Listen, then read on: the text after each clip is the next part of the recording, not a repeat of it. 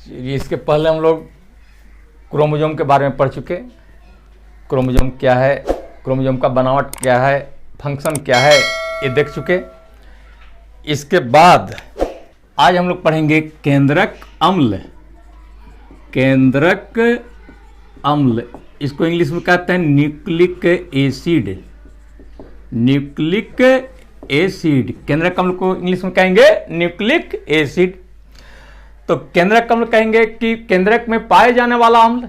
केंद्रक में पाए जाने वाला अम्ल क्या कहलाएगा? केंद्रक अम्ल। और इसको हम लोग दो पार्ट में बांटते हैं। एक का नाम है डीएनए, डीएनए, और दूसरा का नाम है आरएनए। डीएनए और आरएनए।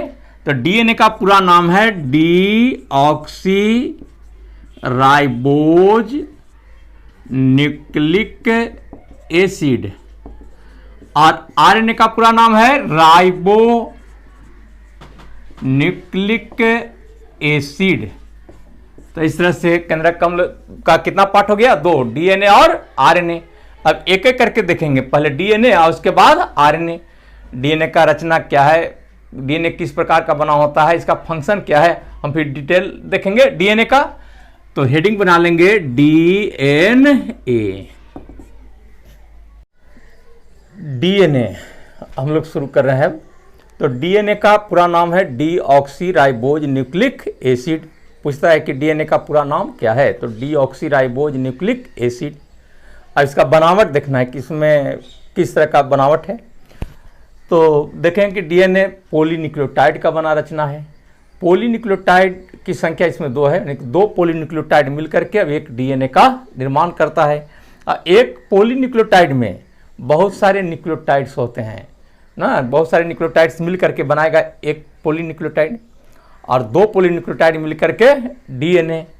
अब देखिए कि न्यूक्लियोटाइड्स में रहता है तीन पदार्थ। एक हो गया पेंटोज शुगर, जिसको कहेंगे ribose pentose sugar, pentose sugar. अब पेंटोज शुगर में है deoxy ribose sugar, deoxy ribose sugar. यह एक तरह का शर्करा है, यानी शुगर है, जिसका नाम है डीऑक्सी राइबोज शुगर। और यह पेंटोज शुगर है। पेंटोज का मतलब कि इसमें कार्बन की संख्या 5 है। जैसे ग्लूकोज है तो ग्लूकोज हेक्सोज है, फ्रक्टोज हेक्सोज है, इसमें कार्बन की संख्या 6। जिसमें कार्बन की संख्या 6 उसको कहते हैं हेक्सोज, और जिसमें कार्बन की संख्या 5 उसको कहेंगे पेंटोज। तो पेंटोज शुगर में कौन है? Deoxy ribose sugar. तो एक हो गया डीऑक्सी राइबोज शुगर। दूसरा है फॉस्फेट, जो फास्फोरिक एसिड के रूप में रहता है, फॉस्फेट।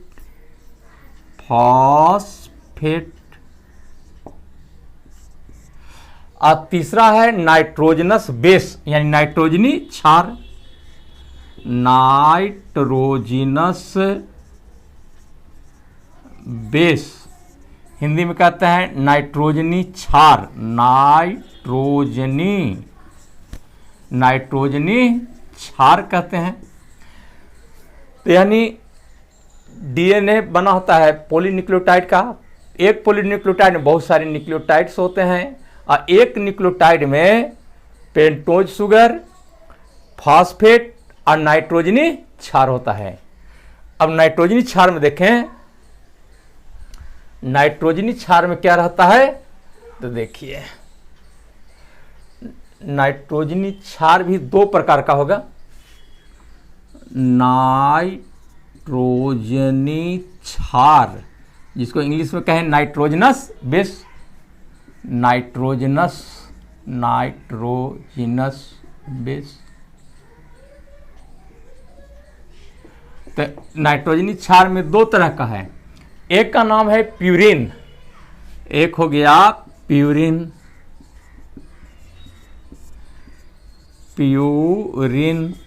और दूसरा का नाम है पायरीमिडिन।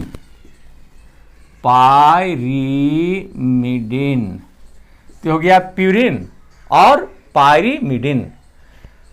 तो न्यूक्लियोटाइड में 3 पदार्थ दिखाए। पहला क्या, पेंटोज शुगर, जिसको कहते हैं डीऑक्सीराइबोज शुगर। डीऑक्सीराइबोज शुगर क्या है, पेंटोज शुगर। क्यों कि इसमें कार्बन की संख्या 5 है। उसके बाद फॉस्फेट देखा है, जो फॉस्फोरिक एसिड के रूप में रहता है।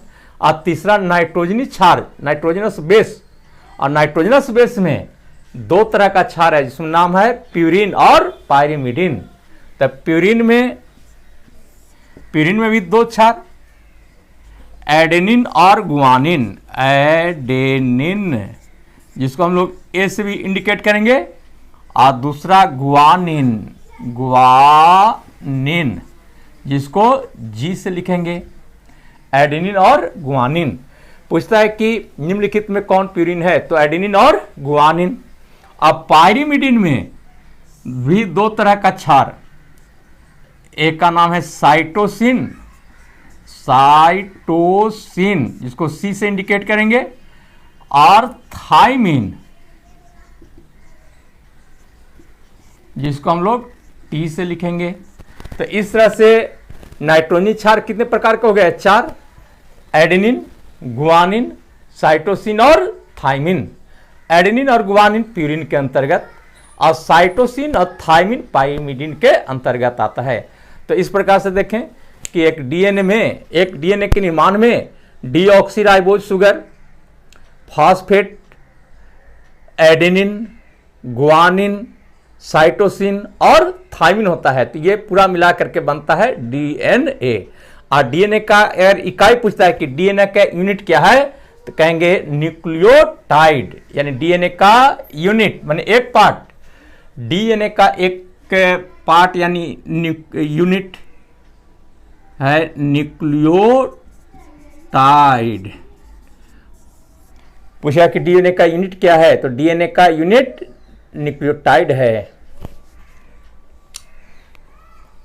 अब डीएनए का देखते हैं मॉडल, माने इसका बनावट, रचना। तो डीएनए का मॉडल,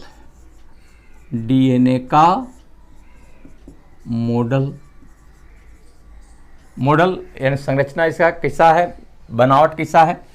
तो डीएनए का मॉडल दिए थे वाटसन एवं क्रिक। तो पूछता है कि डीएनए का मॉडल किसने दिया, तो डीएनए का मॉडल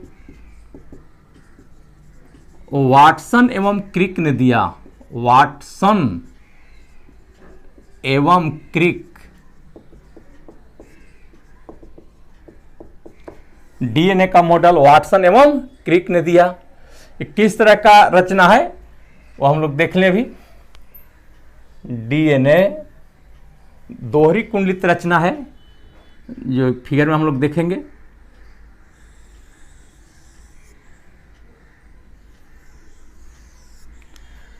डीएनए में 2 स्टैंड होता है, 2 धागा जैसा रचना देख रहे हैं, जो एक दूसरे के साथ उलझा हुआ है। तो डीएनए दोहरी कुंडलित रचना है, डबल स्टैंडर्ड रचना है। और यहां से लेकर के यहां तक एक टर्न कहलाएगा इसमें। और एक टर्न में 10 न्यूक्लियोटाइड होता है, 1 2 3 4 5 6 7 8 9 10 तरह। तो एक टर्न माने घुमाव, इसे घुमा हुआ इस तरह से, एक यहां से यहां तक एक टर्न होगा। तो एक टर्न में कितने न्यूक्लियोटाइड, 10। और एक टर्न की लंबाई है 34 एंगस्ट्रॉम।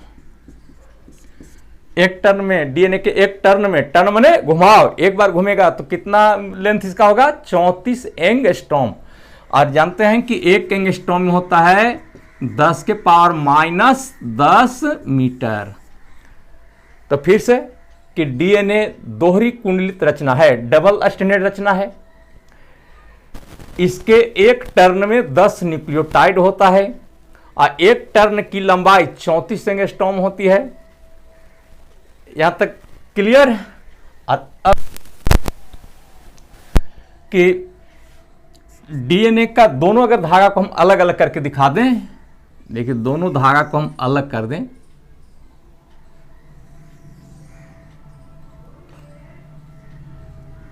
तो ये जो 2 धागा देख रहे हैं, 2 स्टैंड, तो यह स्टैंड बना रहता है शुगर और फास्फेट का। शुगर फास्फेट, शुगर फास्फेट का स्टैंड धागा बना हुआ शुगर और फास्फेट का। और जहां शुगर देख रहे हैं इसी के साथ नाइट्रोजनी क्षार जुड़ा होता है। तो नाइट्रोजनी क्षार कैसे जुड़ा रहता है, तो एडेनिन के साथ थाइमिन ट्रिपल बॉन्ड से, double bond sorry, adenine thymine के साथ हाइड्रोजन के डबल बॉन्ड से जुड़ा रहता है। और साइटोसिन गुआनिन के साथ ट्रिपल बॉन्ड से जुड़ा रहता है, यानी कि एक के साथ टी और सी के साथ जी। पूछता है कि निम्नलिखित में कौन सा युग्म सही है, 4 को युग्म देता है। तो एडेनिन थाइमिन के साथ डबल हाइड्रोजन बॉन्ड से और साइटोसिन गुआनिन के साथ ट्रिपल हाइड्रोजन बॉन्ड से जुड़ा होता है। यानी एक के साथ टी डबल बॉन्ड देख रहे हैं और सी के साथ जी ट्रिपल बॉन्ड देखते हैं, सी के साथ जी ट्रिपल बॉन्ड। तो इस तरह से डीएनए का हम लोग एक मॉडल देखते हैं।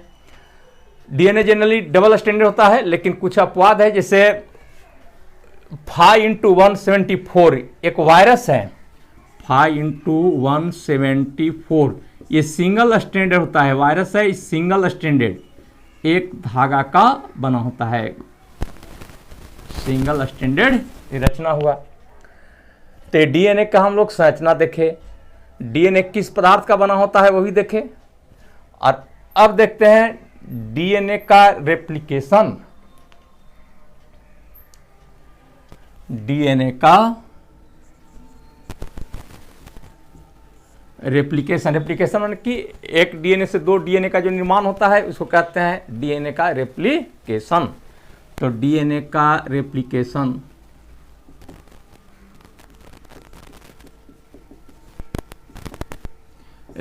क्या है कि एक डीएनए से 2 डीएनए का बनना। जैसे एक डीएनए है,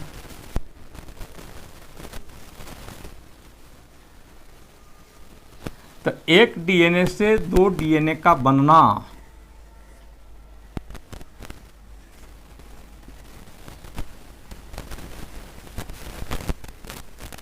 एक डीएनए से 2 डीएनए का बनना क्या कहलाएगा, डीएनए का रेप्लिकेशन।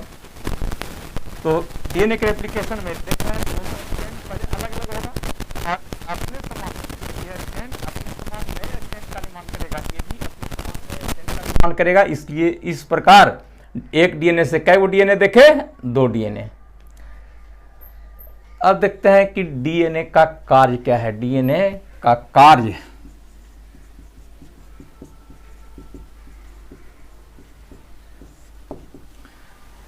डीएनए का कार्य क्या है, तो डीएनए एक आनुवांशिक पदार्थ है जिस पर माता पिता का गुण होता है। डीएनए के ही अंश को हम लोग जीन कहते हैं ना, जो आनुवांशिक पदार्थ है। तो कहेंगे डीएनए क्या है, तो यह आनुवांशिक पदार्थ है जिस पर माता पिता के गुण होते हैं। एक दूसरा, प्रोटीन संश्लेषण में भी यह सहायक होता है, प्रोटीन सिंथेसिस में भी यह सहायक होता है ना। तो ये देखें आप डीएनए का कार्य। और आगे देखते हैं आरएनए, आरएनए। अभी देखें डीएनए, डीएनए के बाद देखेंगे आरएनए। तो आरएनए का पहले नाम जान लें पूरा, तो ribo nucleic acid, ribo nucleic acid, RNA का पूरा नाम राइबो न्यूक्लिक एसिड। इसमें ये तो बना रहता है, सिंगल स्टैंडर्ड है, एक धागा का सिंगल स्टैंडर्ड रचना है। आरएनए क्या है, तो सिंगल स्टैंडर्ड रचना है।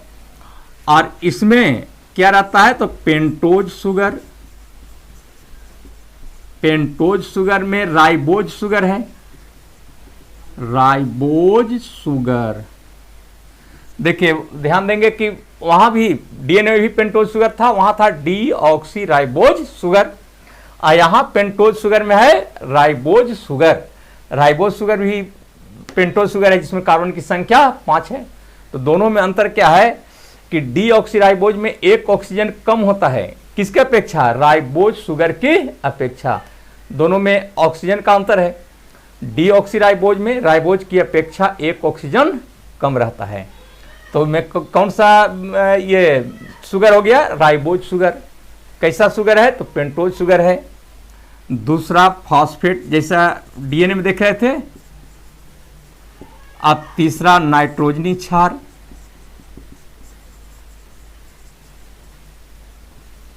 Nitrogenous base. तो नाइट्रोजनस बेस में उसी तरह से जो डीएनए में हम लोग देख रहे थे, नाइट्रोजनस बेस में भी दो तरह का बेस है, प्यूरिन और पायरीमिडीन। पायरीमिडीन, प्यूरिन और पायरीमिडीन। तो प्यूरिन में होता है एडेनिन, वहां भी देख रहे थे डीएनए में भी एडेनिन और गुआनिन, एडेनिन और गुआनिन। अब पायरीमिडीन में साइटोसिन, साइटोसिन और यूरेसिल, साइटोसिन और यूरेसिल। यहां थाइमिन की जगह यूरेसिल होता है, यही अंतर है दोनों में। डीएनए में क्या रहता है, थाइमिन, और यहां थाइमिन की जगह पर यूरेसिल नामक क्षार होता है। इसमें किस तरह का युग्म होगा देखिए, जैसे ए के साथ टी, तो यहां ए के साथ टी ना होकर टी के जगह, टी मैंने थाइमिन, थाइमिन की जगह क्या लिखाएगा, यूरेसिल, यानी ए और यू, यू का मतलब यूरेसिल, यू से लिखिए। साइटोसिन को सी से, गुआनिन को जी से, एडेनिन को ए से। तो ए के साथ क्या जुटेगा यहाँ, यू, और सी के साथ जी, ट्रिपल बॉन्ड, सी के साथ जी। तो ये है आरएनए। अब आरएनए और डीएनए में अगर हम अंतर देखें, तो आरएनए डीएनए में अंतर इस प्रकार है कि डीएनए डबल स्टैंडर्ड, डीएनए दोहरी कुंडलित रचना, जबकि आरएनए सिंगल स्टैंडर्ड है। वही आरएनए कहीं घूम करके ये डबल रचना इसे बना लेता है, लेकिन ये रहता है सिंगल स्टैंडर्ड ही। तो DNA double standard, RNA single standard. एक दूसरा कि डीएनए में डीऑक्सीराइबोज शुगर पाया जाता है, जबकि आरएनए में राइबोज शुगर पाया जाता है। दो अंतर देखे। तीसरा ये कि डीएनए में एडेनिन, गुआनिन, साइटोसिन और थाइमिन होता है, जबकि आरएनए में एडेनिन, गुआनिन, साइटोसिन और यूरेसिल होता है। अर्थात थाइमिन के स्थान पर यहां क्या रहता है, यूरेसिल। और चौथा देखते हैं कि डीएनए एक आनुवांशिक पदार्थ है जिस पर माता पिता का गुण होता है, और आरएनए यह प्रोटीन संश्लेषण में सहायक होता है। लेकिन कुछ वायरस में ये जेनेटिक मटेरियल का काम करता है ना, वो एक्सेप्शन हुआ, अपवाद है, लेकिन इसका मेन फंक्शन क्या है, प्रोटीन संश्लेषण में सहायक। और डीएनए क्या, तो एक आनुवांशिक पदार्थ जिस पर माता पिता का गुण होगा। तो ये रहा डीएनए और आरएनए में अंतर। तो आरएनए डीएनए में अंतर भी देखे। अब ये दिखाएंगे कि आरएनए कितने प्रकार के होते हैं। तो यहां देखेंगे कि आरएनए मुख्यतः 3 प्रकार के होते हैं। एक का नाम है मैसेंजर आरएनए, एमआरएनए लिखते हैं शॉर्ट में, इसका नाम है मैसेंजर आरएनए। दूसरा हो गया राइबोसोमल आरएनए कि आरआरएनए, आरआरएनए। और तीसरा है ट्रांसफर आरएनए, टीआरएनए। ये मुख्य रूप से 3 तरह का आरएनए देखते हैं। कौन कौन, मैसेंजर आरएनए, राइबोसोमल आरएनए और ट्रांसफर आरएनए। एमआरएनए शॉर्ट में लिखते हैं, एमआरएनए, आरआरएनए और टीआरएनए। अब तीनों का कार्य देखेंगे, तीनों का कार्य क्या है। देखिए एमआरएनए मैंने मैसेंजर आरएनए, इसका कार्य क्या है। तो मैसेंजर आरएनए डीएनए के आदेश पर अमीनो एसिड का एक श्रृंखला बनाता है। अमीनो एसिड क्या है, तो अमीनो एसिड प्रोटीन की इकाई है। अमीनो एसिड प्रोटीन की इकाई है और 20 प्रकार के अमीनो एसिड मिलकर के एक प्रोटीन का निर्माण होता है। यहां से 2 क्वेश्चन, एक तो पूछेगा कि प्रोटीन का इकाई क्या है, तो प्रोटीन की इकाई एमिनो एसिड है। दूसरा कि एक प्रोटीन के निर्माण में कितने अमीनो एसिड चाहिए, तो 20 प्रकार के अमीनो एसिड चाहिए। तो इसका काम क्या है कि एमिनो एसिड का एक निश्चित श्रृंखला बनाना, एक चेन बनाएगा, एक सीक्वेंस बनाएगा। अगर एमिनो एसिड का श्रृंखला यानी कि सीक्वेंस नहीं बन पाएगा तो प्रोटीन का निर्माण नहीं होगा। ये डीएनए के आदेश पर, डीएनए आदेश देता है प्रोटीन संश्लेषण के लिए, और उसके आदेश पर एमआरएनए क्या करेगा, एमिनो एसिड का एक श्रृंखला बनाता है, इसलिए इसका नाम पड़ गया मैसेंजर, ये वाहक हुआ। दूसरा क्या, तो सीक्वेंस बना देगा एमिनो एसिड का, और दूसरा है राइबोसोमल आरएनए।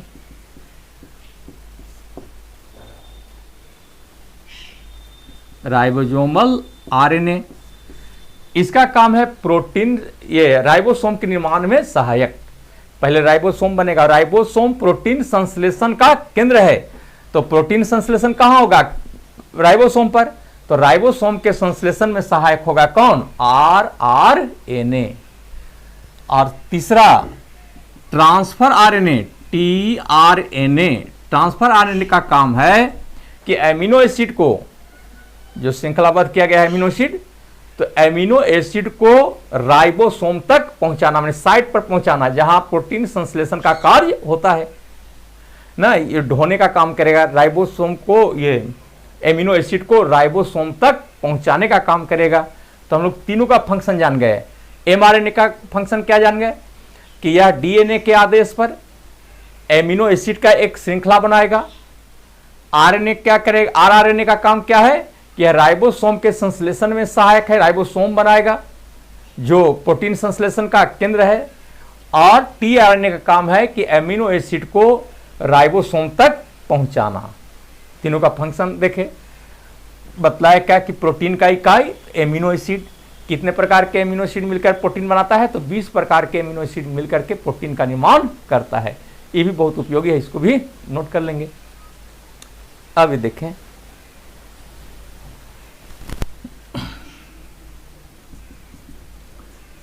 डीएनए,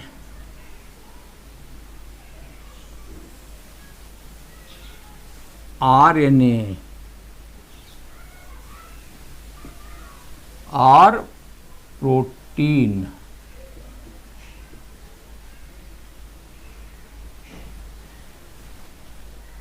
आरएनए का जैसा कार्य बतला दिए हैं कि प्रोटीन संश्लेषण में भी सहायक होता है।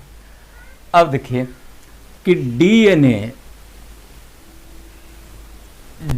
से डीएनए का बनना, जैसे एक डीएनए से 2 डीएनए का निर्माण होता है, तो डीएनए से डीएनए का बनना कहलाता है रेप्लिकेशन। रेप्लिकेशन, डीएनए से डीएनए का बनना क्या कहलाता है, रेप्लिकेशन। अब देखिए डीएनए से आरएनए का बनना, डीएनए से आरएनए का निर्माण होता है, उसको हम लोग कहते हैं ट्रांसक्रिप्शन। ट्रांसक्रिप्शन, डीएनए से आरएनए का बनना क्या कहलाएगा, ट्रांसक्रिप्शन। और आरएनए से डीएनए, ये एक्सेप्शन है, कुछ वायरस में ऐसा होता है कि आरएनए से डीएनए का संश्लेषण, तो इसको कहा जाता है reverse transcription. Reverse transcription, transcription पूछ देता है।